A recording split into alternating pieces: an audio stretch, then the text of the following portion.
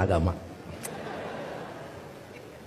Jadi mohon, yang terakhir saya ingin sampaikan, tidak ada kesuksesan tanpa kerja keras, tidak ada kesuksesan tanpa perjuangan, dan tidak ada kesuksesan tanpa dorongan doa dari kedua orang tua kita. Jadi pada hari ini Anda ucapkan selamat, Anda mintakan maaf kepada orang-orang tercinta yang berkontribusi atas kesuksesan pendidikan kita. Hati-hati memperlakukan kedua orang tua. Saya tahu di sini ada master hukum, saya tahu di sini ada master manajemen, saya tahu banyak prodi yang ada di sini dan memiliki tata kelola yang sangat baik, maka itu salah satunya didukung oleh perilaku Anda setelah lulus. Pada saat Anda berinteraksi dengan kedua orang tua, jangan menggunakan pasal hukum. Pada saat ibu mengatakan, saya mau ketemu, kamu pulang, maka Anda akan mengatakan, mah tidak boleh memaksa, karena ada pasal hukumnya. Enggak ada itu, tidak berlaku untuk kedua orang tua. Pada saat Anda diminta membantu kedua orang tua, Anda jangan menggunakan manajemen yang efektif. Tidak ada manajemen dalam hubungan dengan orang tua, kecuali penghargaan, penghormatan, dan tempatkan dia sebagai di tempat yang paling sempurna sebagai kedua orang tua kita. Saya hanya ingin mengulang dengan cerita yang lama, tetapi ternyata ini memberikan sebuah inspirasi bagi kita. Mohon maaf, saya pernah jadi seorang pejabat. Pada saat saya sedang rapat, saya ditelepon oleh keponakan saya dan menyatakan ibu saya dalam keadaan sakit. Kemudian saya balas telepon itu dengan sebuah ungkapan yang agak sedikit sombong. Tolong cepat bawa ke dokter dan nanti uangnya akan saya transfer. Ternyata ibu dari kejauhan menjawab kalimat saya dengan sebuah kalimat yang tegas. Enggak usah ditransfer, yang penting kita bisa ketemu. Kalau ibu sudah mengatakan yang penting kita bisa ketemu, maka jabatan itu tidak ada, maka rapat itu tidak ada. Dan boleh saya katakan, kalau saya sudah dipanggil ibu dan bapak, tidak ada yang bisa menolak panggilan siapapun, termasuk atasan saya. Kalau itu ibu dan bapak yang memanggil, kena yakin, kalaupun saya bisa memberikan sebuah alasan, Pak mohon maaf ibu saya dalam keadaan sakit, maka atasan saya akan memahami semua, karena mereka juga pernah dibesarkan dan memiliki rasa hormat kepada kedua orang tuanya.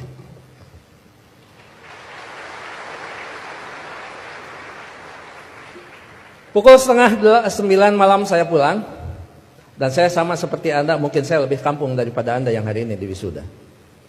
Saya tidak dilahirkan di tengah kota, saya dilahirkan di kaki Gunung Papandayan yang sekarang terkenal dengan tempat wisata Kawah Papandayan. 3 jam saya sampai di rumah, 11:30 saya sampai di rumah. Ternyata ibu dalam keadaan segar bugar, tetapi saya tidak menunjukkan perasaan suudon kepada ibu. Kenapa? Ternyata di situ ada hikmah. Bagi seorang ibu dan bapak dalam keadaan sakit, kemudian dia menunggu anaknya terkasih dan tersayang, maka pada saat dia bertemu, maka kehadirannya lebih mujarab daripada obat yang diberikan oleh seorang dokter. Catat itu. Ibu tidak hanya menunjukkan segar dan bugar, tapi ibu juga tetap memperhatikan kesukaan makanan anaknya. Saya dimasakan sayur kacang merah, saya digorengkan asin peda, saya dibuatkan sambal terasi, dan saya juga dibakarkan pete. 11:30 malam, coba bayangkan ada sayur kacang merah, nasi putih, bakar pete, dan belum peda ditambah sambal terasi. Boleh dibayangkan setelah wisuda. 11:30 malam saya disuguhi makanan itu, maka tidak ada kalimat yang bisa diucapkan kepada ibu selain mengucapkan terima kasih. Padahal saya tidak biasa makan malam, kecuali makan nasi di waktu malam. Ya saya makan. Saya tidak pernah mengatakan, Amah ngapain masak? Kan kata dokter paling tidak 3 jam sebelum tidur kita boleh makan. Ini mau tidur 11:30, ngapain masak? Bagaimana perasaan ibu pada saat seorang anak yang dia tunggu, yang dia masakan, kemudian anak berargumentasi dengan sebuah ilmu di mana ibu tidak paham tentang ilmu itu. Menyakitkan. Iya, saya makan dan saya berdoa mudah-mudahan ini jadi obat. Begitu saya lirik dari sudut mata saya, ibu kelihatan bahagia. Kenapa? Makanan yang dia pasak itu betul-betul dimakan oleh anaknya.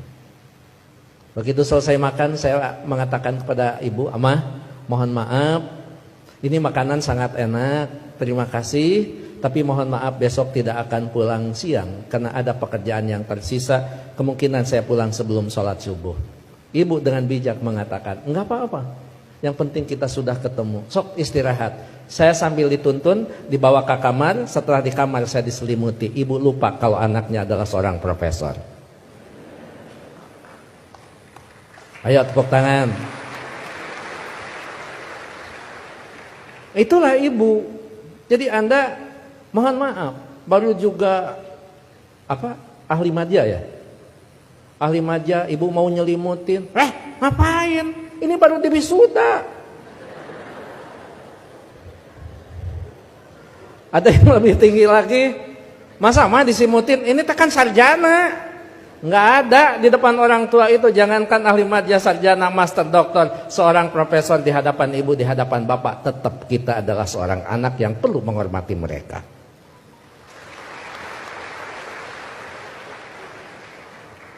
Yang paling indah dan paling membuat saya terharu, pada pukul 3 saya bangun, ternyata ibu sudah berdiri di samping saya sambil menepuk bahu saya. Cepat kamu bangun, jangan lupakan sholat sepertiga malam terakhir. Kenapa? Kamu bisa mendapatkan yang semua ini bukan karena kepintaran kamu, jangan-jangan bukan karena kecerdasan kamu, mungkin keberuntungan doa kita dikabulkan oleh Allah Subhanahu wa Ta'ala. Jadi ibu masih khawatir tentang anaknya. Ibu khawatir anaknya merasa pintar sehingga pintar menjadi sebuah kesombongan. Ibu masih khawatir anaknya cerdas, cerdas menjadi sebuah kesombongan. Bahkan melupakan siapa yang menentukan takdir segalanya pada kehidupan kita. Itu pada profesor itu. Jadi tolong ibu bapak, sebagai orang tua, anak kita hari ini di wisuda, tetap mereka adalah anak kita yang perlu kita luruskan pada saat mereka terlempar dari jalan yang memang ditentukan. Perlu diberikan peringatan, tapi tentu sekarang ini ada kaidah-kaidah yang beda dengan zaman dulu.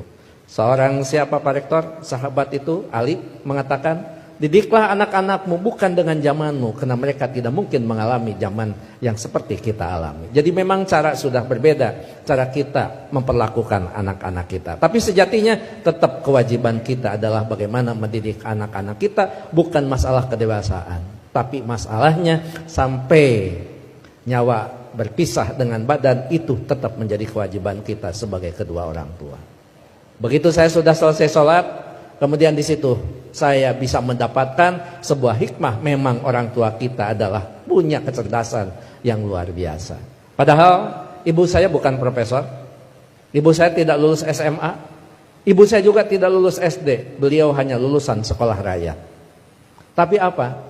Dalam sebuah komunikasi waktu itu saya katakan, "Ama, sekarang saya pergi, mohon pamit." Ibu masih bertanya, "Kamu nanti sholat di mana?" Saya jawab, "Nanti sholat di jalan." Ibu langsung mengkritisi kalimat saya, "Jangan suka sholat di jalan."